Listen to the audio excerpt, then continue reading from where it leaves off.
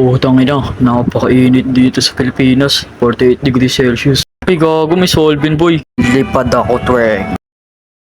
Putang ina, wala na akong solvent. Ang lakas mo kasi humigop. Pag di kasi madami ang hinihigop ko, hindi ako nakakalipad. Tapos lagi ako nagugutom. Eto na yun. Eto na yun. Makikita ako ni langit.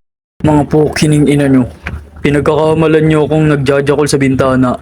Tangin ng Asian. Nagnanakaw pa daw ako ng panty. Well, baka totoo yun. Tangin na, iyaman din ako! Tangin na, tigil mo na yung paglululo. Nakakabulag yan. Tanga, andito ako. Fuck you ka. Tanggapin mo to. Regla ng aso. Ah, bang! Tangina sa 10 years kong paglululo, hindi pa rin ako tumangkad. Kaya eto na, naguunat na ako ng buto. Eto na yung kadenang tinabudan ko pa kagabi. Total, pinaikot ako ni Crush. Papaikutin ko rin tong kamao ko. Ha?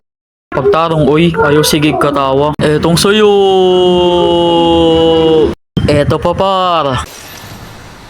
Pero bakit ganun? Dinaanan na ako ng kutsilyo, dinaanan pa ako ng ibon, I miss you pa rin. Tignan mo relo ko umiilaw.